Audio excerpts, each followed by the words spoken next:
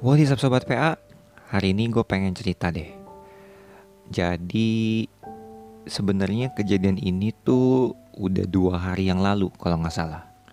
Jadi kan gue baru-baru ini memang lagi sering main TikTok kan. Dan di TikTok tuh biasanya ada yang suka nge-live.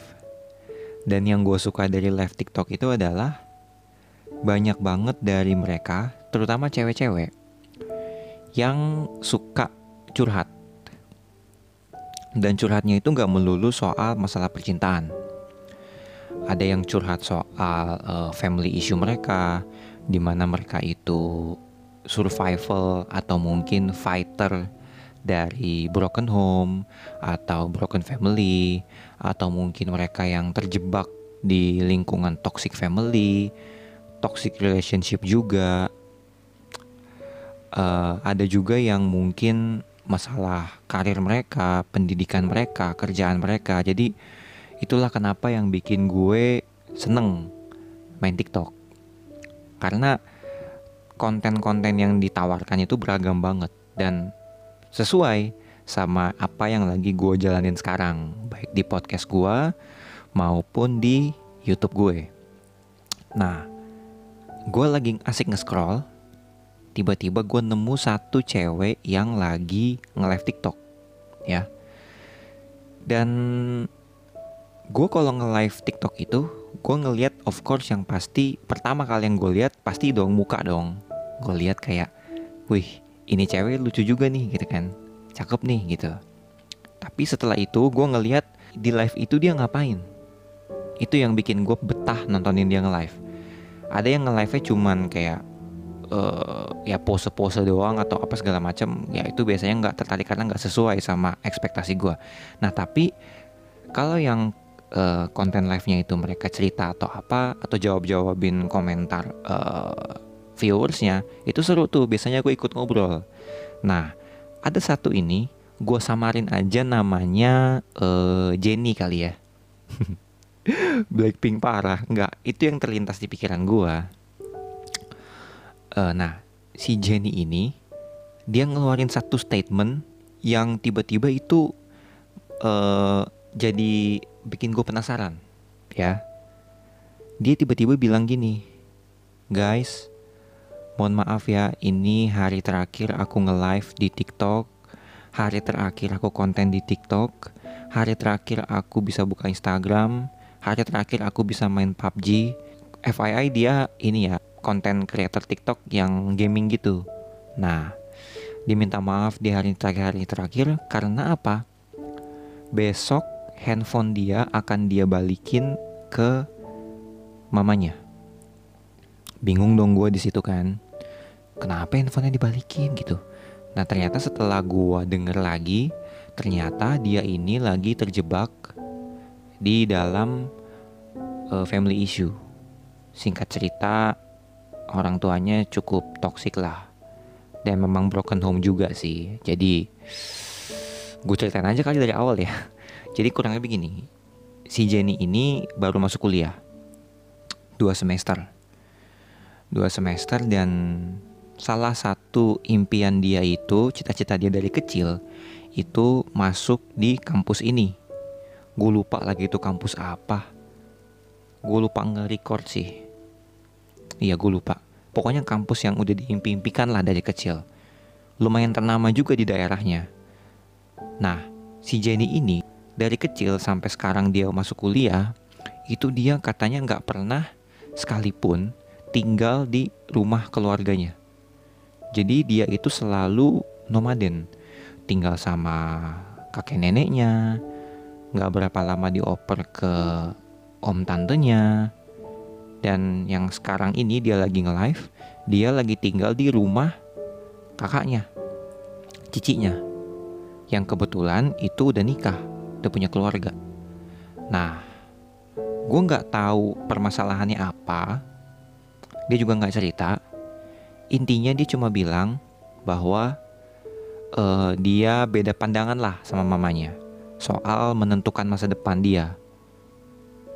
Nah, karena mungkin ya ada pandangan, ya ini old school sih, bahwa orang tua selalu benar dalam tanda kutip ya. Jadi mungkin si Jenny ini merasa dia udah dewasa, dia berhak untuk menentukan masa depannya sendiri, untuk hidup dia sendiri. Jadi mungkin mamanya marah kali ya. Mamanya mempunish dia dengan mengambil semua fasilitas yang pernah mamanya kasih ke dia. Dari mulai handphone, laptop, perhiasan, pokoknya semua fasilitas yang pernah dikasih mamanya ke anaknya, yang mana itu pakai uang orang tuanya. Bayangin gak? Jadi bener-bener semua diambil. Ibaratnya kalau lo nonton film Thor ya, ingat kan lo Thor 1, dimana Thor itu diasingkan ke bumi tanpa kekuatan apapun. Nah itulah, dia dicabut semua fasilitas yang ada. Dan mungkin si Jenny ini pemberani ya. Itu yang bikin gue salut. Dia pemberani, jadi ya udah, balikin aja. Aku akan usaha sendiri. Aku akan buktiin bahwa aku berani menentukan masa depan aku sendiri, dan aku bisa bertanggung jawab atas keputusan itu. Salut banget. Kalau misalkan Jenny kamu nonton atau dengerin podcast ini, I wanna give you my big appreciation for you, okay? Karena nggak banyak loh orang yang punya keberanian kayak gitu. Oh ya, di video itu tuh dia sampai nangis. Sebenarnya nggak nangis parah sih, sampai nangis lumayan lah. Nah cuman yang bikin gue agak sedikit gimana gitu ya sama viewersnya, kebanyakan dari mereka itu bilang, jangan nangis dong kak gitu. Kayak I don't know, mungkin mereka kurang kali ya mendapat pengetahuan soal bagaimana caranya menyikapi orang yang lagi sedih gitu. Harusnya kalau misalkan emang lo lagi sedih, kita sebagai viewers, ya udah, kita tuh sebaiknya bilang it's okay. Kalau emang lo mau sedih nggak apa-apa. Sedih itu valid. Bukan berarti dengan lo sedih lo cengeng, atau bukan berarti dengan lo sedih itu lo bikin orang lain juga lagi jadi sedih. Enggak gitu. Ketika lo lagi sedih, lo butuh nangis aja. Karena dengan begitu emosi lo tuh akan tersalurkan. Sama ketika lo lagi happy, lo ketawa. Ketika lo lagi kaget, lo shock, lo diem bengong karena lo shock. Sama ketika mungkin lo lagi marah, nada lo mungkin meninggi, atau mungkin pandangan lo jadi lebih tajam, karena itu semua reaksi dari emosi yang lo punya. Dan itu sekali lagi gue bilang valid.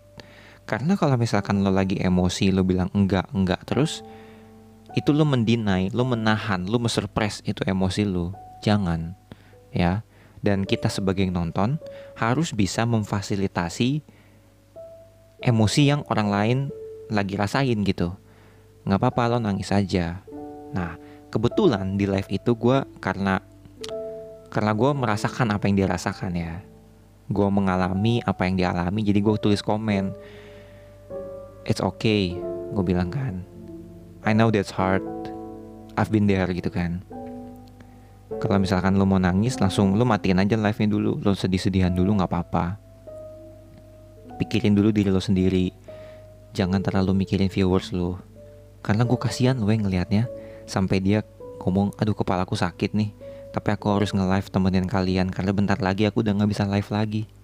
Sedih gak sih lo ngelihat orang kayak gitu? Gue tuh gak tahu ya, mikir kayak oke, gue bukan orang tua, gue belum pernah jadi orang tua, tapi apa iya sih lo tega ngebiarin anak lo, darah daging lo yang keluar dari rahim lo menderita kayak gitu? Ya gak sih? Masa lu tega sih? Gue aja ngelihat dia, yang maksudnya bukan darah daging gue loh ya, cuman karena gue we got something in common gitu. Gue pernah merasakan di posisi dia. Itu pun gue udah kayak iba banget gitu. Gue udah ngerasa kasihan banget gitu. Tapi itu yang gue bingung gitu. Masa lu orang tuanya tidak bisa merasakan hal yang sama ya? Nah tapi karena gue pernah mengalami di posisi itu, gue belajar gitu. Kenapa sih orang tua bisa bersikap kayak gitu ke anaknya? Ya memang murni karena orang tuanya nggak tahu aja how to treat their son, how to treat their girl, how to treat their children gitu kan. Gimana caranya memperlakukan anak dengan baik. Karena gue bukan yang sok mengguru ya, tapi gue belajar gitu bahwa jadi orang tua itu bukan sesuatu yang gampang, men. Anak itu titipan. Jadi gimana tuh anak, ya itu masih ada peran dari kita orang tua. Jadi makanya kenapa gue wanti-wanti banget buat kalian semua yang udah ngebet banget mau nikah, ngebet banget pengen punya anak. Lo tuh siap gak sih punya anak? Karena sekali lagi ya, anak itu gak minta dilahirin loh. Tapi orang tua atau kalian lah yang pengen punya anak. Dan ketika anak itu lahir, kalian merasa bahwa kalian udah berjasa ke si anak itu. Kalian udah mengandung 9 bulan, kalian membesarkan. Padahal itu bukan jasa loh kalau dipikir-pikir. That's your responsibility to do that gitu kan. Tanggung jawab kalian ke yang maha kuasa yang udah ngizinin kalian untuk punya anak. Tanggung jawab kalian untuk si anak ini bisa hidup dengan baik. Ya kan? Ketika mereka mau jadi apa, sebagai orang tua ya kita harus bisa memprovide itu. Sama kayak ketika anaknya sekolah, ya kita harus kasih fasilitas yang semaksimal mungkin. Ya kan? Makanya kenapa ketika dia memilih jalannya sendiri, kenapa dia digituin gitu? Kenapa tiba-tiba dia dipersulit? Gue tahu ketika gue ngomong ini pasti banyak banget dari kalian yang ngerasa kayak, lu mah belum jadi orang tua. Pasti ketika jadi orang tua lu akan beda. Gak apa-apa, gue terima. Karena kan itu opini setiap orang ya, bebas. Dan justru dengan gue ngomong begini, gue berusaha menanamkan di otak gue, di kepala gue, di alam bawah sadar gue bahwa once ketika Tuhan mengizinkan untuk gue punya istri, once ketika Tuhan mengizinkan gue untuk punya keluarga, punya anak, gue pengen omongan gue ini gue inget-inget terus gue denger. Jadi ketika gue ada di posisi yang seperti itu, gue gak akan melakukan hal yang sama. Selama anak gue ngelakuin hal yang positif, kenapa harus gue persulit gitu? Nanti ketika misalnya anaknya jadi negatif, lu salahin lagi tuh anak. Tapi ketika anak itu berusaha melakukan hal yang positif dengan caranya dia sendiri, lo juga gak suka. Jadi sebenarnya lu maunya gimana? Lu sebenarnya pengen punya anak atau pengen punya boneka? Karena aku percaya gini ya, semua orang tuh bisa jadi orang tua, tapi gak semua orang pantas jadi orang tua. I know ini terkesan keras kalimatnya, tapi coba lu pikir-pikir deh. Lu coba tenangin emosi lo dulu, lo pakai akal sehat lo dulu. Bener gak omongan gue? Kalau salah gak apa-apa. You can skip this video, you can skip this podcast and walk away. It's okay. I owe you nothing gitu. Coba lu pikir deh. Ya ketika lo punya anak, ya udah lu jadi orang tua otomatis. Tapi bagaimana nih anak ini bertumbuh ke depannya, itu akan menunjukkan kepantasan lo sebagai orang tua. Ya kan, bener dong. Ya kan, ketika lo menikah, berhubungan suami istri, lo punya anak, ya lo udah otomatis jadi orang tua. Tapi lo pantas atau enggak jadi orang tua, itu udah opini si anak. Itu udah bukan lagi tanggung jawab lo lagi. Udah bukan bola, udah bukan di tangan lo. Lo cuma melakukan apa yang lo bisa demi mendukung atau menjaga agar si anak ini tumbuh dengan baik, bisa mencapai cita-citanya, mimpi dia dengan baik. Itu kan. Gue bikin video ini, gue bikin episode ini bukan buat menggurui siapapun. No. Yang gue sasar di episode ini adalah kalian-kalian yang lagi ngerasa bahwa kalian ada di titik terendah. Kalian mau meraih mimpi tapi gak disupport sama siapapun, apalagi sama orang tua kalian. Kalian diragukan, kalian dipersulit kesannya sama orang tua kalian. Percayalah, itu gak akan lama. Oke? Mungkin kalian ngerasa, tapi gue udah ngejalanin ini bertahun-tahun kak, bro, do, bang. Gue cuma mau kasih satu kalimat yang ini juga menguatkan gue. Yang maha kuasa itu gak mungkin ngizinin sesuatu terjadi kalau dia gak tahu kita itu gak kuat ngehandle-nya. Kita itu dipilih untuk ngalamin ini semua karena gue yakin ada something big di depan yang udah Tuhan kasih buat kita. Yang mana kalau kita gak ditempa, ketika nanti kita dapat hal yang besar itu dari Tuhan, kita akan kaget, kita akan lupa diri, kita mungkin bisa jadi sombong. Nah itulah kenapa yang Maha Kuasa mengizinkan kita untuk merasakan ini semua, biar kita tahu ketika kita udah jadi orang, ketika kita udah punya power, kita nggak akan memperlakukan orang yang di bawah kita itu dengan semena-mena. Kurang lebih kayak gitu. Nah, satu hal yang interesting dari cerita ini, akhirnya gue berteman sama dia. Kita follow-followan di TikTok maupun di Instagram. Dan gue langsung lah nge-DM dia. Gue kasih penyemangat, gue kasih hiburan. Dan gue cukup seneng karena dia itu dikelilingi sama environment followers yang peduli sama dia. Maksudnya bukan followers pervert yang cuma, itu tau lah ya, followers pervert berotak rendah gitu, yang cuma otak selangkangan doang. Gue pengen benci banget kayak gitu. Banyak banget yang ngasih dia positif komen, banyak banget yang peduli sama dia, banyak banget yang ngasih dia kata-kata yang memotivasi. Bahkan sampai ada komunitas gamer dia yang berusaha pengen ngebantu banget beliin dia handphone biar dia bisa ngonten lagi. Salut banget sih gue sama followers dia di TikTok gitu ya. Baik-baik banget kalau gue bilang gitu. Dan akhirnya gue temenan, meskipun cuma umurnya cuma 2 hari ya. Cuma ya respon dia juga gue apresiasi banget sih. Karena gue jujur baru pertama kali atau kedua kali ya di follow sama strangers yang kita kenalnya lewat DM gitu. Karena we got something in common gitu kan. Gue DM dia gini, "Halo Jen, aku kebetulan tadi nonton live TikTok kamu pas siang-siang. Akun aku Eduardo_Adam, kalau kamu inget. Anyway, dari cerita kamu tadi, aku cuman bisa ngasih kamu semangat sekaligus harapan kamu bisa kuat ngejalanin ini semua. Aku gak tahu kamu pun juga gak tahu aku. Tapi kurang lebih aku pernah ada di posisi kamu, sampai sekarang sih. Meski udah gak separah dulu, tapi sedikit banyak aku mengerti rasa sakitnya. Apa yang kamu rasain, I know that's hard. Tapi keputusan kamu buat tetap maju itu aku salut banget. Entah kenapa kalau ketemu kasus yang mirip, aku merasa kayak lagi ngeliat teman seperjuangan. Maybe it sound cliche, but if you need someone to chit-chat or deep talk gitu, aku bisa kok. Karena basically aku juga punya podcast yang kontennya dengerin cerita pendengar aku juga. I hope you are doing amazing job. Oh by the way, thanks sudah fallback ya. Jarang banget soalnya stranger fallback aku." Terus balasan dia itu yang tadi gue bilang, gue appreciate banget. Dia bilang, "Halo Do, hehehe, sebelumnya aku berterima kasih banyak ya karena kamu udah ngeluangin waktu kamu untuk buka IG dan DM aku seperti ini. Bahkan luangin waktu untuk ngetik panjang ke aku dengan tujuan ngingetin agar aku tetap kuat. Terima kasih banyak.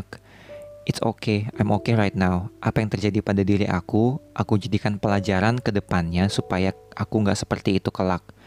Dan kamu juga keren, masa-masa sulit kamu terlewati. Gak semua orang bisa ngelewatin itu. Aku cuman bisa bilang makasih banyak ya. Terima kasih kembali karena udah support aku." Terus gue bilang, "Iya sama-sama. I hope we can help many broken-hearted young people. Bahwa broken family or broken home bukan berarti kita harus broken juga." Terus dia bilang, "Relate. Aku sempat kepikiran untuk menyerah dan akhiri semua. Tapi ketika aku coba kontrol emosiku, aku terlalu sayang rasanya kalau aku pergi ninggalin orang-orang yang menyayangi diriku." Terus gue bales, "Ya kan, at least apapun yang kita lakuin sekarang, fokusnya untuk diri kita sendiri dulu, yang utama. Itu yang utama. Aku selalu mikir gini, ibarat film, kita ini lagi di fase krisis aja. Kalau kita jalanin, aku yakin alurnya akan berubah mengarah ke happy, asal kita gak nyerah." Dan berlanjut ke bawah, gue kasih beberapa lagu-lagu yang bisa mungkin menyemangati dia lah. Kurang lebih kayak gitu. Dan memang jujur aja, jadi ketika dia live di TikTok, dia sempat cerita. Jadi dia ngenotice chat gue di TikTok pas dia live. Terus dia tiba-tiba cerita, dia kemarin sempet mau mengakhiri semuanya. Dia pengen nyerah. Dan gue big thanks banget bahwa dia gak nyerah. Karena buat kalian teman-teman yang lagi di fase itu, lagi kepikiran buat nyerah, gue please banget jangan nyerah. Karena ketika kalian nyerah, ya endingnya udah ketahuan gitu. Tapi ketika kalian gak nyerah, kalian bisa dapet hal yang menyenangkan di masa depan. gue yakin. Karena ketika kalian nyerah, kalian udah tahu nih endingnya akan kayak gimana. Tapi ketika kalian gak nyerah, gue yakin diri kalian di masa depan, diri gue di masa depan itu akan sangat berterima kasih. Karena ketika gue di masa lalu itu gak nyerah, gue bisa ada sekarang, berdiri di sini, stand strong, stay strong, dan kita bisa jadi inspirasi buat teman-teman kita yang lagi di masa-masa terpuruk itu juga gitu. Dan gue seneng banget, meskipun umur pertemanan gue sama dia ini baru 3 hari ya bisa dibilang. Cuman gue ngerasa kayak, man gitu, kayak ya gue berharap sih dia bisa cepat menyelesaikan ini semua ya. Karena rencana dia akan bikin KTP, karena kan dia nomaden ya. Jadi dia harus punya KTP yang bisa stay satu tempat, karena dia akan kerja. Anyway dia akhirnya berhenti kuliah ya. Karena kan kuliah dibayarin sama orang tuanya. Dia tuh bener-bener di-cut semua. Dari mulai HP, laptop, aksesoris dia, perhiasan, cincin yang udah dikasih sama orang tua itu di-cut semua. Sampai uang kuliah dia juga di-cut. Gila ya. Dan satu hal yang bikin gue seneng banget bikin konten podcast gue ini adalah gue bisa ngerasa deket sama pendengar gue tanpa gue harus lihat siapa mereka, tanpa gue harus tahu seberapa banyak komennya, tanpa gue harus tahu seberapa banyak likes yang ada di setiap episode yang ada di podcast gue. Karena cuma dengan gue denger cerita mereka doang, cuman ketika gue ngobrol sama siapapun via Zoom atau secara langsung, itu gue langsung ngerasa kayak, man, we're connected gitu. Kita ngerasain hal yang sama loh gitu. Jadi gue ngerasa kayak I love this content gitu. Gue ngerasa banget, gue suka banget bikin podcast ini gitu. Jadi buat siapapun yang lagi ngerasain hal yang sama, hal yang lagi dirasain sama Jenny, hal yang lagi dirasain sama gue dulu, hal yang lagi dirasain apapun itu valid, oke? Lo nangis, lo seneng, lo happy, lo sedih, lo kecewa, lo ngerasa terpuruk, it's okay. It's normal. Itu namanya emosi. Take your time, ambil waktu kalian untuk sendiri dulu, untuk berpikir, menenangkan diri. Kalau kalian butuh cerita, mungkin kalian bisa cerita ke orang yang kalian percaya ya. Tapi kalau kalian gak punya siapapun dan kalian tertarik untuk cerita ke gue, feel free, boleh langsung DM gue ke Instagram @edo_mcallister.